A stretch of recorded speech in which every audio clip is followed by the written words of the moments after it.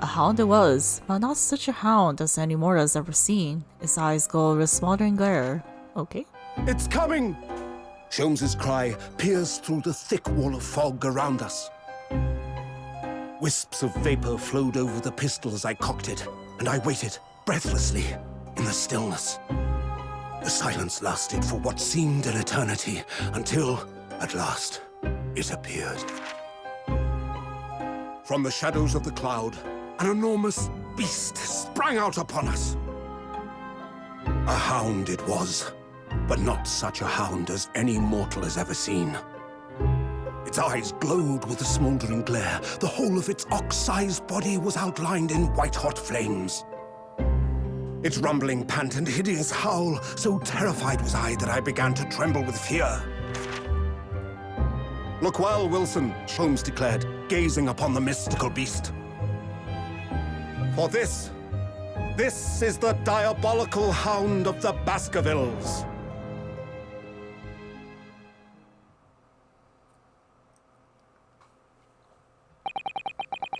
Our first 2 months in London passed by in a flash.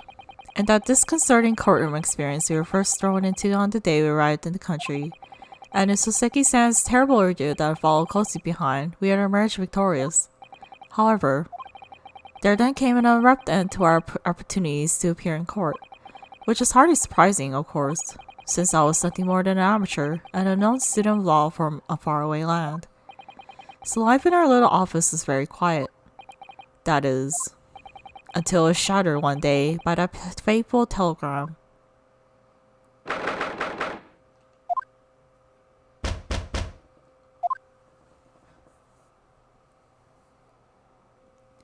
That morning, I was woken by the unreserved knocking on the door by the telegram boy, but after he'd gone, Susato-san's behavior became very obviously strange.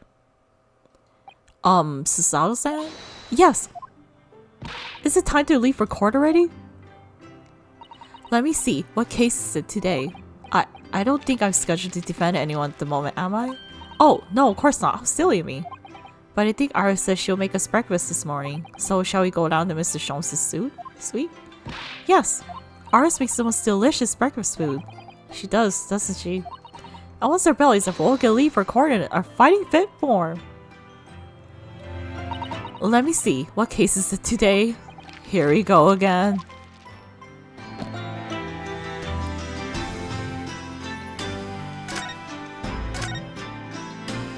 So, what was it about? The telegram that was delivered this morning, I mean. Oh, telegram? I don't know what you're talking about. Sorry, but you're not going to get away with that. Well, I didn't think I would. Actually, don't give it a moment's thought. It's nothing interesting. Boring, in fact. Ahem, it was just a boring old telegram. That's 3 times now that she tried and failed to convince me it was nothing. I promise I'll tell you about it at some point. Alright, I understand. I suppose Soseki-san will have arrived back in Japan by now, won't he?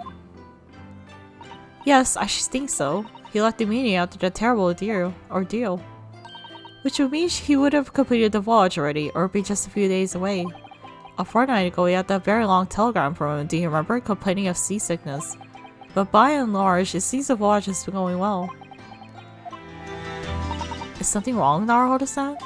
I was just wondering what might have become Miss Soseki-san and he stayed in London, that's all. You mean, as regards Lorne Vazis, the Reaper? Yes, I can't help but wondering if seasickness would have paled into insignificance in that case.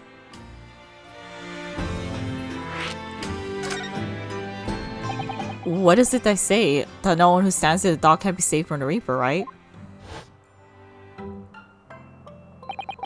Like the way that nightmarish trial ended on the very day we arrived in London. Even 2 months on, the cause of that travel fire is still a mystery.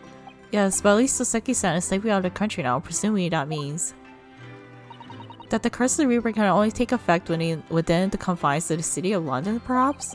Even if that's the case, little comfort, I have a terrible sense of foreboding. If the legend of the Reaper is to be believed, it would mean he wields the sword of justice himself. Come to think of it, I wonder what he's been up to these past 2 months. Surely not wielding a sword against more acquitted defendants. No, I don't think so. Apparently Lord Francis hasn't appeared in court once since our last encounter. Oh? Yes, since Soseki-san's trial. He's withdrawn for judicial service again, it seems. Really? Just like before, when he hasn't seen in court at all for several years. So it's just me who's had to face him in his recent spate of trials then? Ugh, just my luck. I wonder if luck doesn't come into it. Sorry, what was that? Oh, nothing. Never mind. Okay, well, why don't we move downstairs?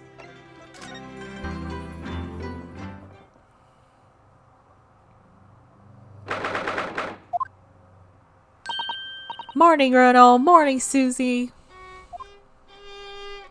Good morning, Iris. Iris? What is it, Ronald? What is that terrible noise? It sounds like a cat being strangled. Yes, you noticed that, did you? Hurley isn't in the best form this morning, it seems.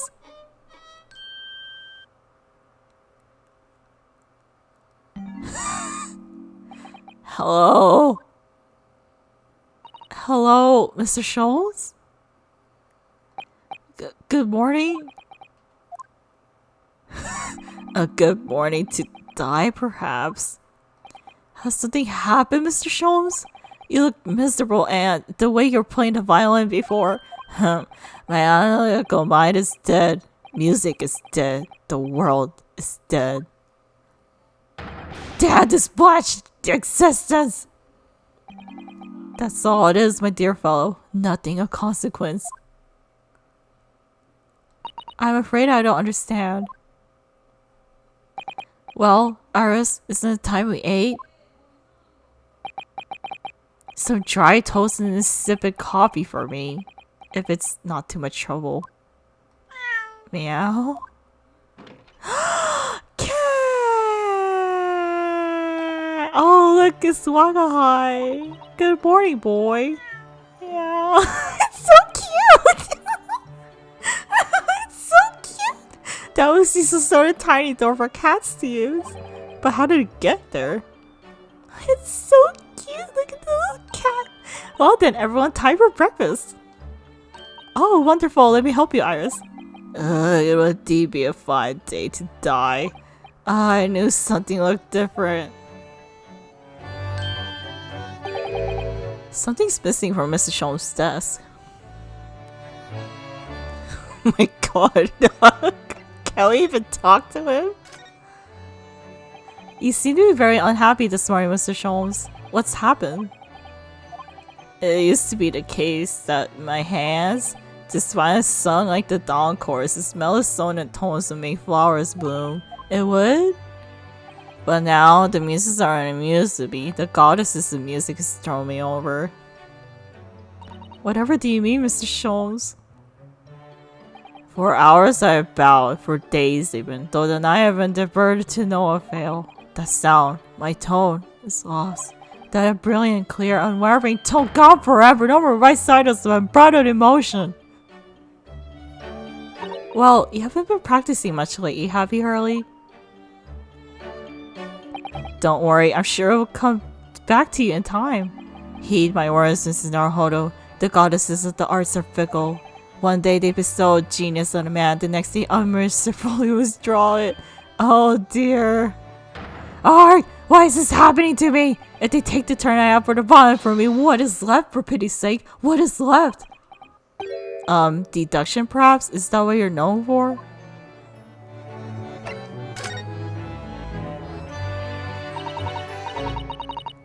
Mr. Sholmes, I don't like to pry, but... Your desk looks rather empty today. Well done, Mr. Sato. Your observational skills do you credit. Oh no, Mr. Sholmes, they pale into insignificance when compared to yours. You struggle not to notice, wouldn't you? You mean Hurley's great analytoscope? That's a Windy Bank now. Sorry, it's at a Windy Bank? No, Windy Bank, the Pond Brogery. Pond what? You mean you pawned that enormous machine of yours? It has some considerable value, you see, quite undeservingly. But isn't it a very important machine of your work? I do wish you had consoled us if your situation becomes so desperate. I should have got you past with a little income out to you. Dear madame, things are far from desperate. But the pawnbroker is a wonderful machine. How could it be anything but desperate? Making use of a pawnbroker is quite ordinary here in London, I assure you. It is? It's just not ordinary at all. It would seem that neither of you fully understand how pawnbroking works. I think they just like loan it for a while. I don't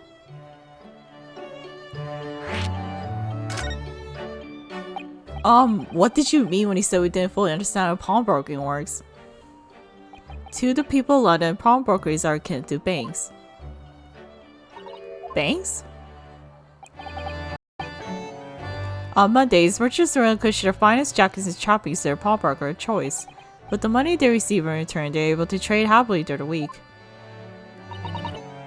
And then on Saturdays, they go to recover their things using the money they earned. I had no idea. This is a fascinating lesson for us. Everyone does it, you see, especially people in inner London. And should they have money to spare, they'll purchase another fine jacket.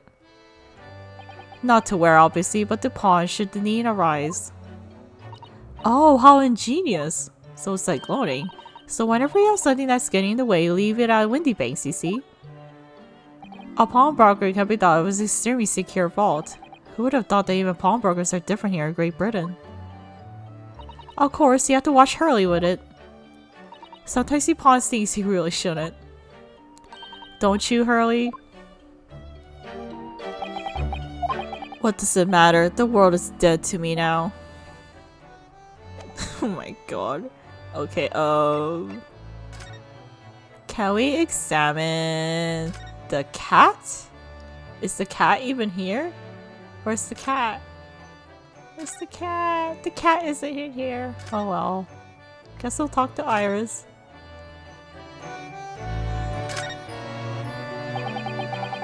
Mr. Ross's cat seems to have settled into his new home then. Oh yes, and I've become very attached to little Waggy. It would appear his previous owners completely forgotten to him. Cats are unfeeling creatures. Their mews are as empty as the hearts of the muses. Get it? Mew. Oh, the cat is so cute! If Mr. Ross had no intention of taking Waggy back to Japan, I wonder why he kept it in the first place. Maybe it's a street cat.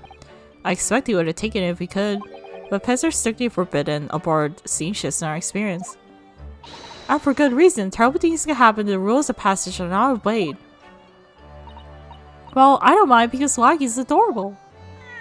Oh, it's so cute. Yes, he really is. Oh yeah, so what about the door? I don't remember seeing that tiny thing in the main door before. Where did it come from? Oh, you notice? You're observant, Bruno. Look, I used this. It's my latest invention. What is that? I call it the cat flappomat. Gosh, a machine for making doors just for cats? That's right, it can make a cat flap for a little furry friend like Waggy in seconds. And it could do it in any door at all, no matter what it's made of. It's very powerful, you see. Wouldn't it have been quicker just to make the cat flap rather than make a machine to make the cat flap? Well, yes, maybe, but now I can make cat flaps anywhere I like. Holy shit. Oh, I think it's wonderful. You must make one for us in the door of our office upstairs, Iris. She really knows how to come up with unconventional inventions, this girl. Hehehe.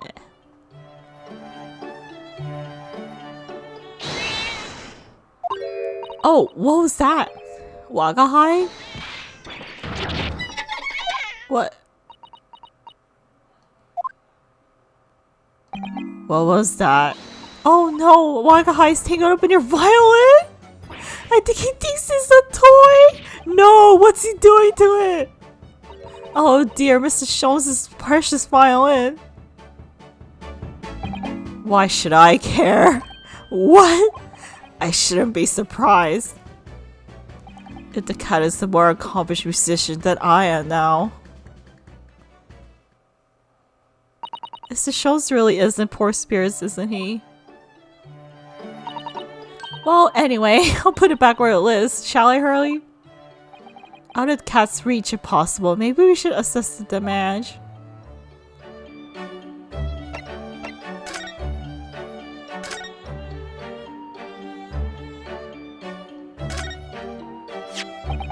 So this is the violin, is it? It's a Stradivarius, one of the finest violins in the world, made by the renowned Italian luthier Antonio Stradivari. Oh, I see. Whoops. I just skipped that. It doesn't really look anything special to me. I happened upon it covered in dust when I was near a pawn shop down at a nondescript back alley. The broker had no idea of its value, so I was able to purchase it for a mere 55 shillings. How honorable of you. And until today, it's been a faithful companion in every great Paganini-inspired performance I have made. I ask you, is there a reason to live in a world devoid of music? To tolerate this blanching existence? No! There is none! Mr. Sholmes? What, dear madame, what? My thoughts are preoccupied with fancies and released from this dull routine. Well, it's about the violin. It looks very different to normal, don't you think? Huh? What do you mean, Mrs. Otto? Oh, Susie's right. Yes. The tone of the wood is completely different. And that's not it at all. I'm sure there was no crack here before. Wait, it's not even the right size, is it? What's this?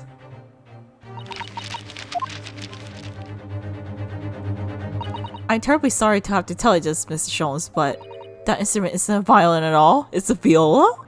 It looks like a viola. I don't know. I believe it's an entirely different instrument called a viola. What?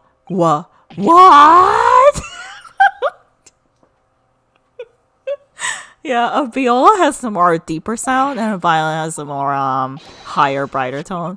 You're right, you're quite right. That is my faithful Stradivarius. So what? Pray, is this piece of string pulled Sam? Not your faithful performing partner then? I see what must have happened. You do, Iris? It's just a simple mix-up. It sounds like Iris might be able to tell us exactly what's happened if we ask her. Maybe you just switched a viola with a violin at a pawn shop or something. At the pawn shop broker or something. What did you mean by a mix-up, Iris? Well, you see, this viola, I mean, was at Windy Banks until last week. At the pawnbrokers, not Mr. Sholmes' beloved musical partner. There is a proverb for the East, with which you are no doubt familiar, my dear fellows. Always let a beloved child travel. Yes, indeed. So you send your beloved violin to the pawnbrokers and hope they'll experience personal growth. Oh, what a wonderful idea! Last week, I bought my great telescope in order to release my precious instrument. But it appeared Mr. Windy Bank mistakenly furnished me with this tawdry fiddle instead. But my ear is going to deceived by the hollow timber of this piece of timber. No, but your very sense was deceived by the fact that it just had strings. Pshaw! A fine state of affairs this is, and why I always say, Mr. Naruhodo, never trust a pawnbroker, they're trying to fiddle you every time. But earlier you told us that you think of a pawnbroker as an extremely secure vault. Come, Mr. Naruhodo, dilly down will get you nowhere. Sorry? Crunching your toast with a bacon aspect, freshing your coffee so obtusely. Are you not a little embarrassed by your own conduct, considering the urgency with which we are faced? We must visit Mr. Windybank's broker at once, that's right, isn't it, Mr. Sholmes? Precisely, Mrs. Sato, without a moment's delay. But I haven't finished my bacon and eggs. My dear fellow, sure you do not still intend to crunch your bacon and increasing bacon, expect to fresh their eggs ever more obtusely? Alright, say no more, it's Conan. Don't worry, Runa, I'll be happy to heat it up for you again later. Oh, thank you, Iris. As it happens, rather curious to see what a British pawnbrokers looks like.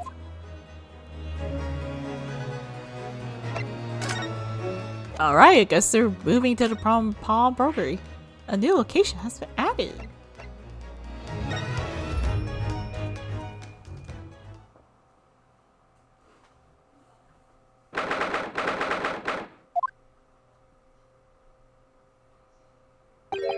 So this is the British Pond Mercury. Oh my, there are all sorts of tools and contraptions in here that I never laid my eyes on before.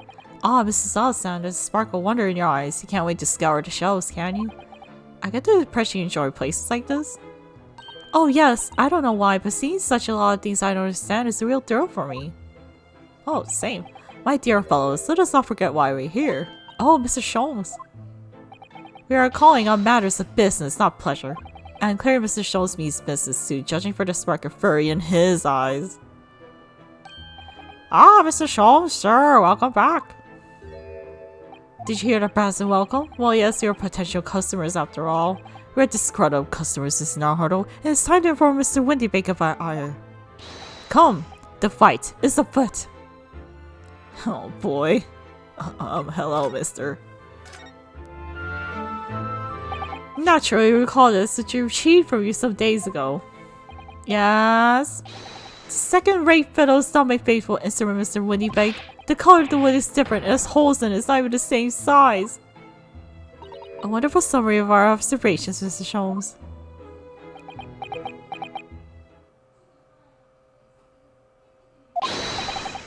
I'm so very sorry, sir. However, forgive me and excuse me for the mistake for a pawnbroker. There's only one way to make amends. No!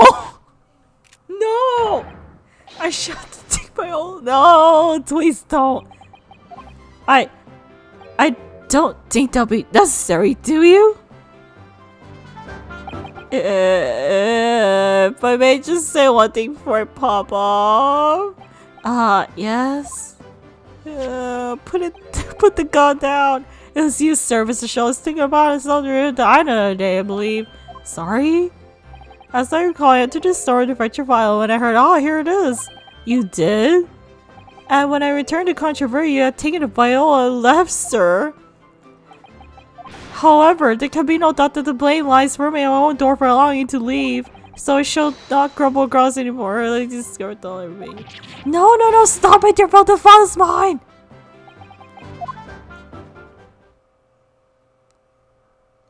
Phew. Oh god, thank you for putting it down, Jesus Christ. It would appear that the fight is over. I do humbly apologize, Mr. Windybank. Evidently, my questionable disposition precipitated this tragedy. Well, you wouldn't be Mr. Sholmes without that questionable disposition now, would you?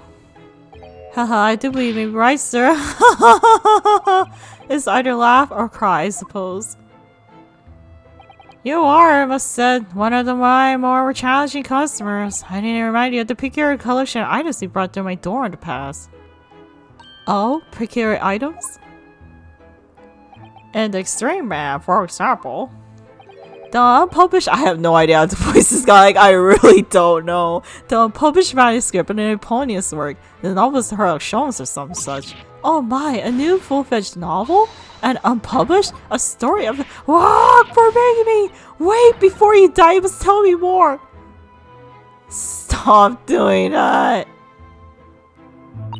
I must know more, tell me everything! Wow, Mrs. Sasada-san is really fired up now. Is there really an unpublished story in this very roof? Well, one day the gentleman here bought in an old metal chest, you see.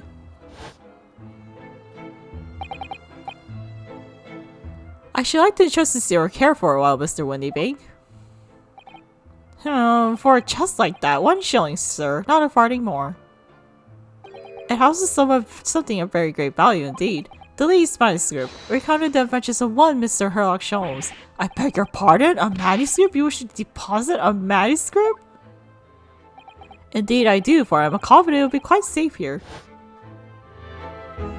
And that was that.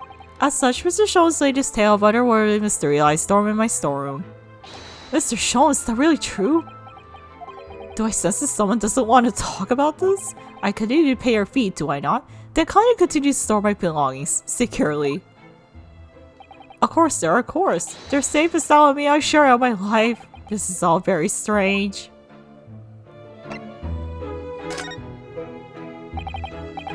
I wonder, can I ask you something?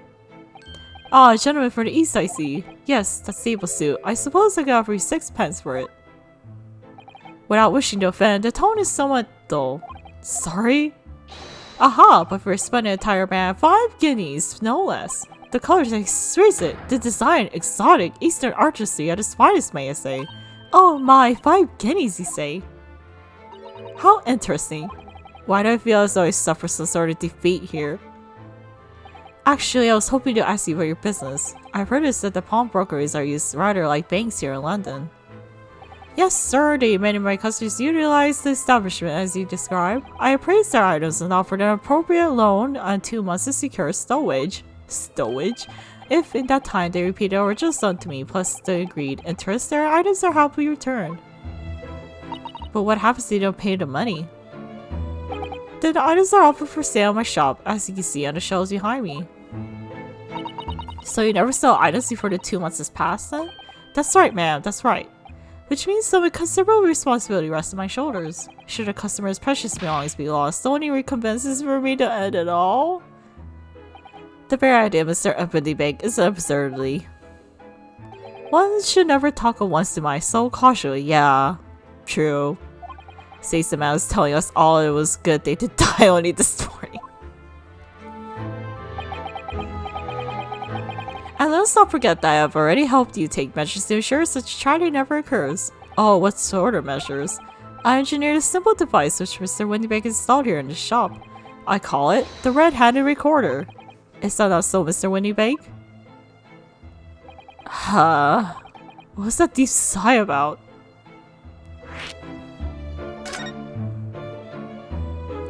What on earth's red-handed recorder? Use your eyes, my dear fellow. There are 2 just below the ceiling. I can see what happens if your camera attaches some sort of timing device. Very astute. It is indeed a camera furnished with 100 pieces of celluloid film, and every 30 minutes precisely, the camera automatically records the appearance of the shop. Here, I have an example I can show you. 4 AM. Why do I feel like this is like the start of a crime scene? Ah yes, a print for the camera set to record the activity at the shop counter. I developed a special type of film so sensitive, it produces crystal clear image even in darkness. Really? That's extraordinary. Yes, you can clearly see the counter at the door behind it, look. So you see, were someone to enter the premises with ill intent, his identity would be summarily exposed. But, did you not say that the photograph prints were taken at 30-minute intervals? Indeed, as you say, my dear madame. Then, when did the incident occur in between times? One could only say that would be the cruel twist of fate. I must confess your devices will give me some cause for distress of late. I beg your pardon, Mr. Windybank. Surely there are anything but distressing. Reassuring is the word. It's the cost of the film, sir. You are most graciously placed not 1, but 2 cameras in my shop after all, which means I must pay for nigh on 100 utterly useless prints every single day. I'm afraid the cost of film would break me, for I am very much older. Nevertheless, a small price to pay to ensure the safety of my preferred pawnbroker, you know. My dear fellows, we verge on an age where safety and security come at a price. Oh, heaven help us.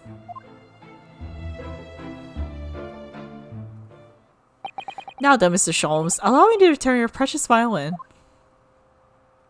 Ah, the very thing. Thank you, Mr. Windybank. Perhaps this might mark the end of the peculiar items you try to pop, Perhaps if anything were to happen to one of them. We don't answer. I really think I ought to stop waving that gun around. Someone could get hurt. Fear not. Sorry? I've only loaded a single bullet. That's not really what I mean. Good day to you then, Mr. Windybank. It's been a pleasure as always, Mr. Sholmes. Okay, can we get out of here? So, Mr. Naruhodo, now we can explore at last. Alright guys, I think that will be it for part 21 and 22. Thank you so much for watching. I'll see you guys next time.